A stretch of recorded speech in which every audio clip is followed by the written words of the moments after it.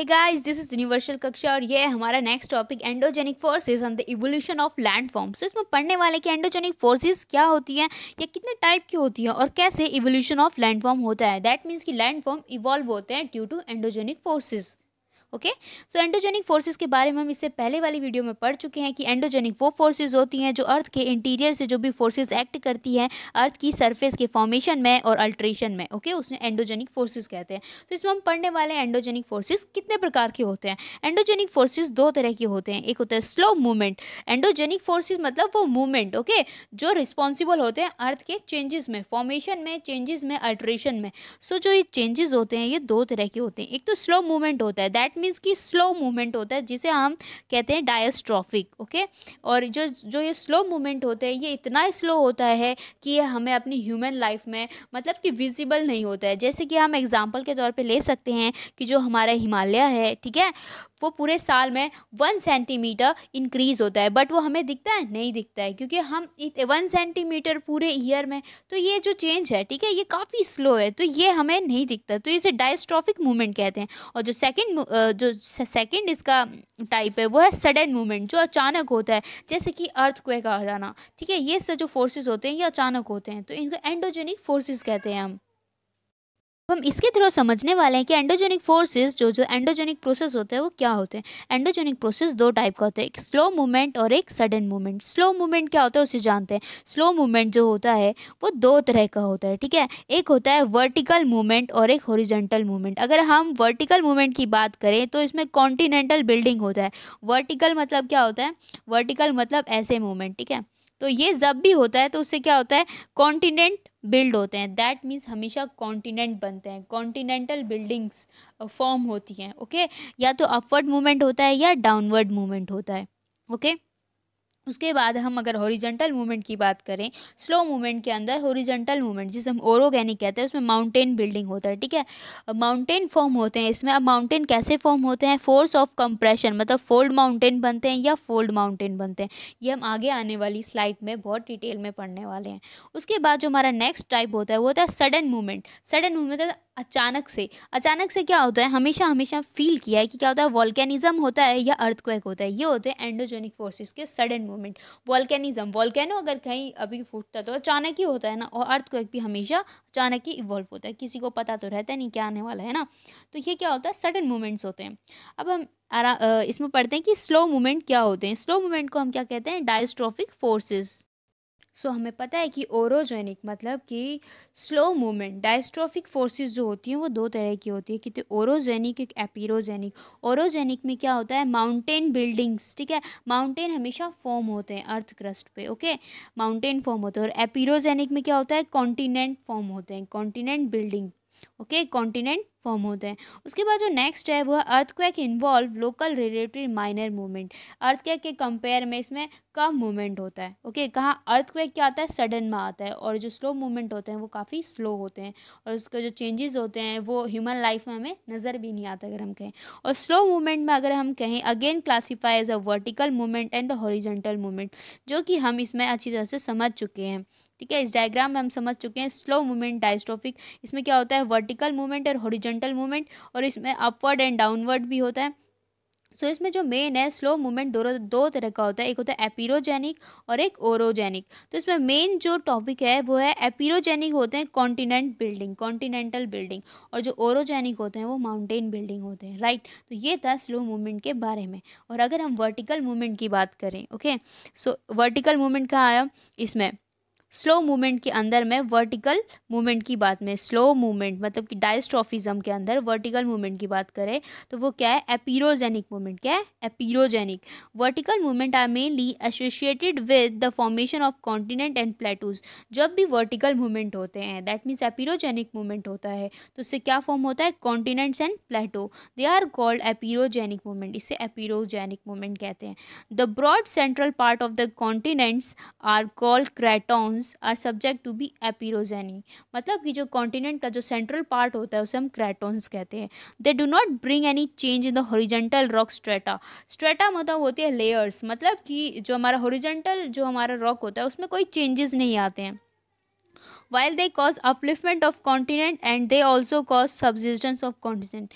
जब भी vertical movement होता है, ठीक है, प्लेट्स के बीच में, हमारे अर्थ के नीचे हमें पता है, हमारी जो अर्थ है उसके नीचे जो भी प्लेट्स हैं उनमें जो मूवमेंट होता है, ठीक है, उनमें जो मूवमेंट होता है वर्टिकल मूवमेंट होता है, ठीक है, ऐसे मूवमेंट होता है कि ऐसे मूव कर रही है, तो उसमें जो मूवमेंट होता है उससे क्या होता है, या तो वो चीज़, ठीक है, वो आपस में अपलिफ्ट हो जा रही है, मतलब कि वो आपस में ऊपर उठ जा रही है, मतलब इसके नीचे एक प्लेट थी और इसके नीचे एक प्लेट थी, जब ये आपस में आई तो इसके बीच का हिस्सा ऐसे उठ गया, ठीक है, कैसे उठ गया, तो उससे क्या हुआ, अपलिफ्टमेंट हो गया, उठ गया।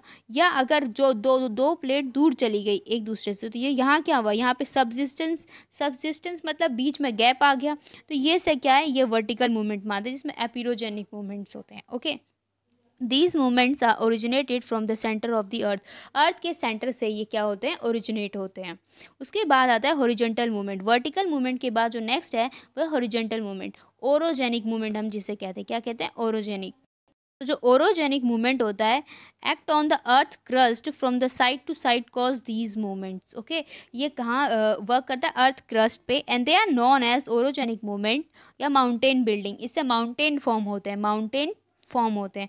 दे bring a lot of disruptions to the horizontal layer of strata leading to a large structural deformation of the earth crust.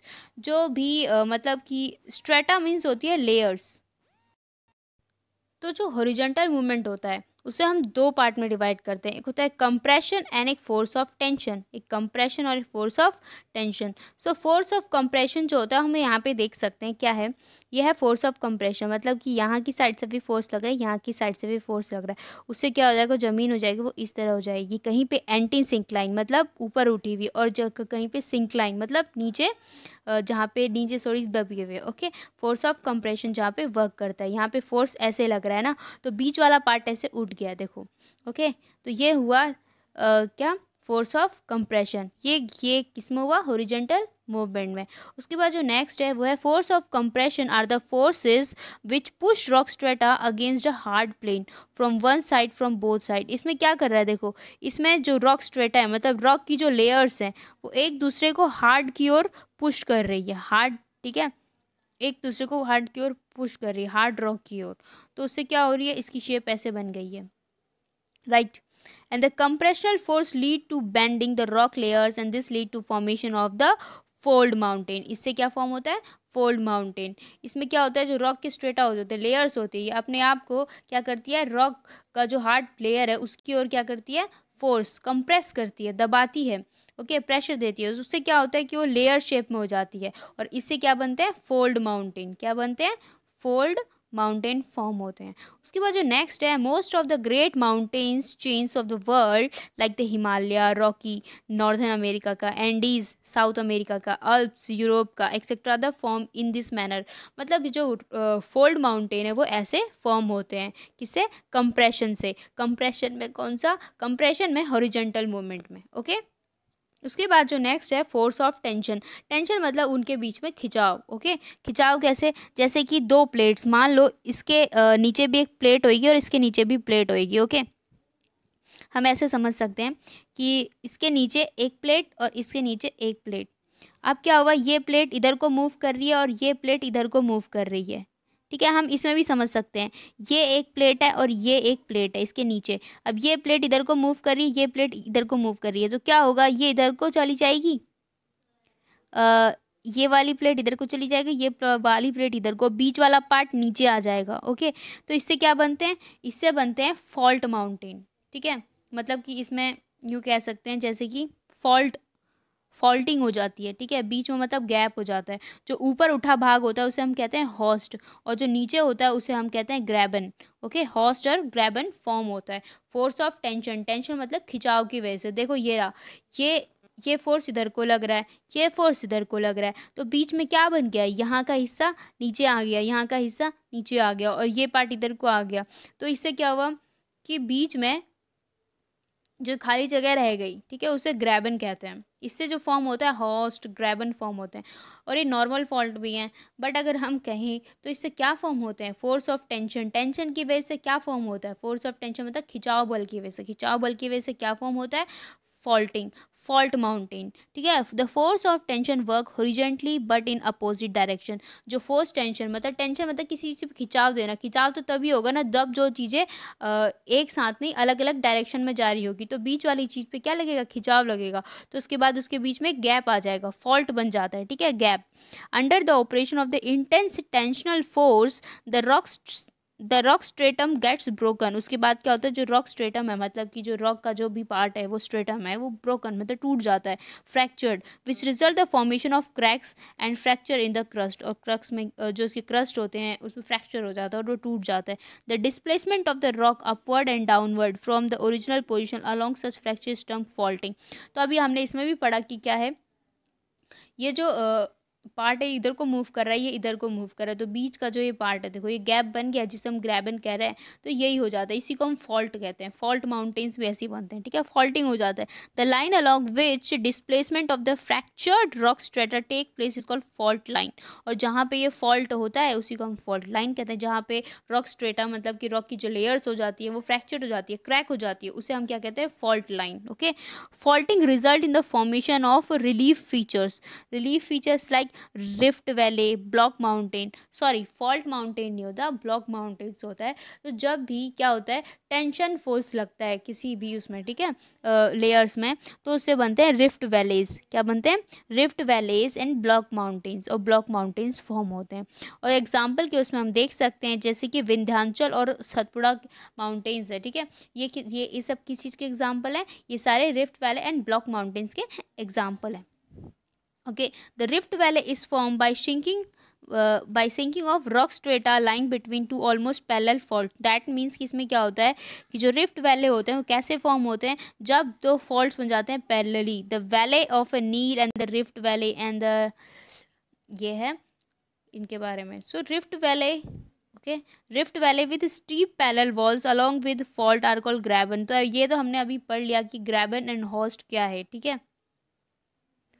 उसके बाद हमारा जो नेक्स्ट टॉपिक है वो है सडन मूवमेंट। अभी तक जो हमने पढ़ा वो हमने क्या पढ़ा था, वो हमने पढ़ा था स्लो मूवमेंट।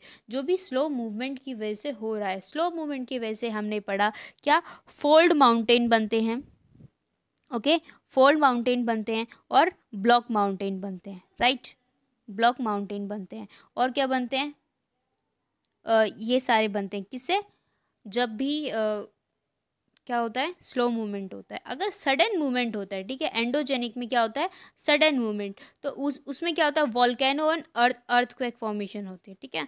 तो ये हम आने वाली स्लाइड में पढ़ेंगे। Thank you for watching this video.